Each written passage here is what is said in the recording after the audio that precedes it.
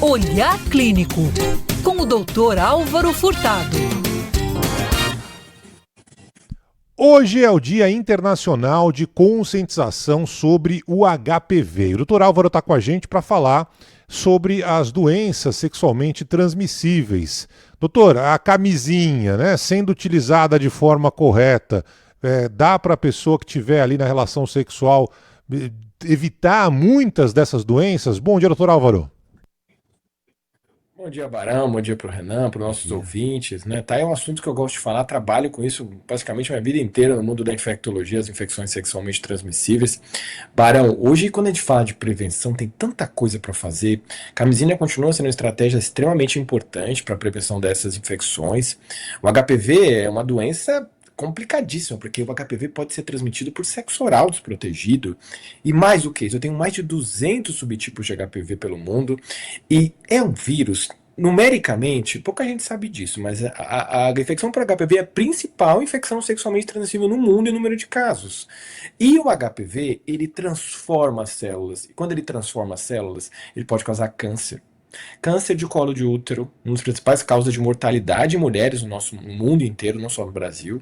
Também câncer de canal anal, câncer de pênis e, mais recentemente, estudos relacionados com o HPV com câncer de cabeça e pescoço. Mas, além da camisinha, Barão, existe vacina para HPV, né? E quando a pessoa começa a vida sexual, ela já pode se infectar na primeira relação sexual com HPV. Então é muito importante a gente entender nosso programa de imunizações aqui nacional, que contempla essa vacina, e a vacina é extremamente segura, que deve ser iniciada preferencialmente antes de começar a vida sexual. Então tem um grande painel de prevenção. O painel é diagnóstico precoce, uso de preservativo quando possível, as vacinas, você tem uma rotina de cuidado de vida sexual, né? Porque as pessoas têm medo de fazer teste, medo de tomar vacina, mas na hora de ter atividade sexual, o medo não tem nenhum. E tá tudo ok você ter atividade sexual, a questão é você negligenciar a sua saúde sexual. Faz parte de uma consulta médica falar sobre se você usa ou não camisinha, se você tomou vacina, fazer os seus exames, considerar estratégias adicionais de prevenção, né? As ISTs estão aumentando exponencialmente no mundo, sífilis, HPV, infelizmente o HIV também, para alguns locais, né, que ainda não tem estratégias sólidas de prevenção, então não dá para negligenciar. A vida sexual faz parte da nossa vida e prevenção também tem que estar junto, né, Barão e Renan? Sim, total, doutor. Inclusive tem dados aqui do estado de São Paulo que mostram um avanço importante nessa proteção, na defesa contra o HPV aí, sobretudo na saúde de meninos e meninas. Passou para os meninos a proteção de 47,35% em 2022, né, a cobertura de proteção, de 47% para 74% em 2025, um salto importante na saúde dos meninos. Nas meninas já tinha um índice alto, ainda não é o ideal, mas já era alto, de 81% em 2022, passou para 86% agora em 2025. Tem muito estigma, né, preconceito quando se fala em vacinação de meninos e meninas nessa faixa de idade, entre 11, 12 e 13 anos.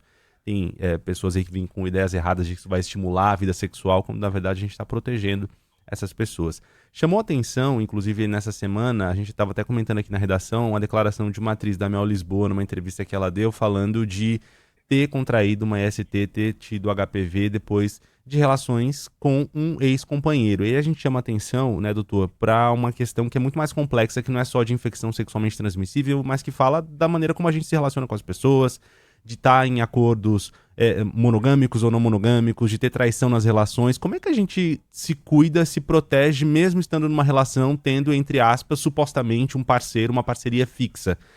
Há riscos? É recomendado fazer testagem de tempos em tempos? Como é que a gente olha para uma questão tão complexa como essa? No fim, o cuidado com a nossa saúde é sempre nosso, né? Não dá para delegar para um terceiro esse cuidado, né? Excelente, Renan. Você já respondeu a pergunta, porque quando a gente fala de saúde sexual, você tem uma parceria, tem alguém fixo, não é garantia nenhuma que possa acontecer alguma intempérie. A gente não consegue prever a questão de ter uma única pessoa com quem você tem atividade sexual. Então, não dá para depositar a confiança toda na pessoa com quem você se relaciona. Você tem que ter uma rotina de testagem. A pessoa com quem você se relaciona também tem que ter uma rotina de testes. É importante essa conversa aberta e ampla dentro do relacionamento sobre a questão de testagem de infecção infecções sexualmente transmissíveis, de vacina. Então, o seu cuidado, não terceirize o cuidado da sua vida sexual para outra pessoa. Eu já escuto muitas vezes as pessoas falarem: mas a pessoa que eu estava saindo não tinha nada, a pessoa não tinha nenhuma lesãozinha no genital, a pessoa, né, não tinha nada, nada, nada. Cuidado, gente, porque as infecções sexualmente transmissíveis podem ser assintomáticas, não precisa ter nenhuma lesão no genital, às vezes você pode transmitir e pegar. Então, vamos interpretar o seguinte: casamento, monogamia não é sinal de, não é significado de prevenção. Se estou com alguém, eu não tenho que correr risco nenhum. A gente não sabe o que está acontecendo e muitas vezes você tem que ter a sua prevenção, independente de você estar casado ou solteiro, de fazer exame, de considerar estratégias adicionais, porque às vezes a pessoa é surpreendida porque existe um total descompromisso de pensar na sua prevenção de forma individual, como se a outra pessoa não tivesse nada, ela não te passasse nada. Então, vamos tomar cuidado, fazer exame, fazer sorologia, conversar nas relações conjugais sobre fazer exames com uma certa frequência, tomar as vacinas, diagnóstico precoce é importante, sempre tabu falar sobre isso, né, porque envolve a discussão sobre sexo, sobre fidelidade, mas é muito mais a conversa sobre cuide da sua própria saúde, independente da pessoa com quem você está, né. Doutor, tem remédio para tudo hoje relacionado a DST, as doenças sexualmente transmissíveis? Claro. Estou falando, exceto o HIV, né? Isso a gente já discutiu em outros programas aqui. Mas, enfim, diretamente tirando o HIV, os coquetéis, tudo isso que a gente já conhece. Todas as doenças têm remédios específicos? O tratamento é relativamente simples ou não? Alguns demoram mais, outros demoram menos? Conta um pouco pra gente, doutor. Excelente pergunta, Barão, que as pessoas fantasiam achando que tratamento de IST é complexo. A maior parte das ISTs tem tratamento e cura, quase todas elas, né? Você toma remédios por um tempo curto de tratamento, às vezes dose única, no caso de sífilis, gonorreia, clamídia, doses pequenas de antibiótico, com uma cura próxima de 100% nesses casos. Infecções com HPV, você cauteriza a lesão, tira a lesão. Hepatite também você pode tratar com medicações e controlar muito bem. Hepatite C tem tratamento, todos os tratamentos disponíveis no Sistema Único de Saúde. Ou seja, o problema de ST é não fazer diagnóstico. O tratamento é muito simples. Você trata e cura a maior parte das infecções. Só que como que eu vou tratar se eu não faço diagnóstico? E como que eu vou tratar se as pessoas têm medo de se testar para IST, achando que é o maior bicho de 7 cabeças? Quem tem vida sexual ativa tem que ter rotina de testagem. Testou, descobriu, não é o fim do mundo. Todo mundo, qualquer ser que tenha atividade sexual pode pegar uma infecção sexualmente transmissível e tratar rapidamente é importante porque você quebra a cadeia de transmissão, não tem complicação de IST, que as complicações de um IST não tratada, infertilidade e outros problemas, são todos diminuídas de forma importante se você faz um diagnóstico precoce. Então não é para ter medo de testar. Testou, identificou, tratou, revisa o que você está fazendo de errado na sua vida sexual para não acontecer novamente e tá tudo ok pegar IST. Você não é melhor nem pior do que outra pessoa se você pegou uma infecção sexualmente transmissível. Basta diagnosticar e basta tratar e refletir o que você faz na sua vida sexual. E até essa mudança na nomenclatura, né, doutor, de doença sexualmente transmissível para infecção também ajuda a aliviar esse estigma de não é uma coisa que você vai tratar para sempre, vai acabar com a sua vida. Uma infecção que você trata e você alivia ali os sintomas e resolve. A gente tinha combinado, né, no bastidor de falar de outros assuntos aqui, mas esse papo tá rendendo, inclusive, dúvidas dos nossos ouvintes, doutor. Nosso tempo tá quase estourado, mas vamos tentar responder rapidamente. A nossa ouvinte, a Kátia, ela pergunta: meu filho tomou a vacina de HPV com 13 anos, tem que tomar novamente algum dia na vida?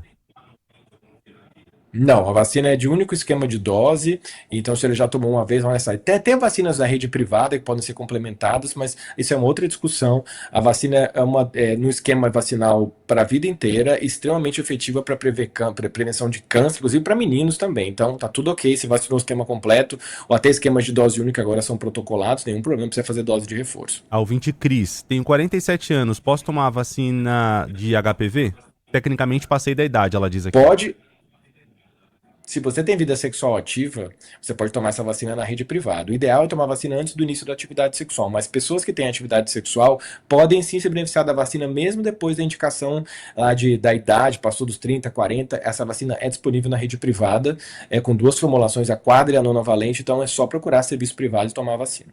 Perfeito. Obrigado, doutor. Muito bem, então aprendi uma hoje, não se fala mais o termo antigo DST, doença sexualmente transmissível, agora é IST, infecções sexualmente transmissíveis. Nosso Pablo Fernandes mandou aqui, para enfatizar que infecções podem ser transmitidas sem sintomas visíveis, causadas por vírus, Perfeito. bactérias ou fungos, é isso. Então IST, e não mais DST.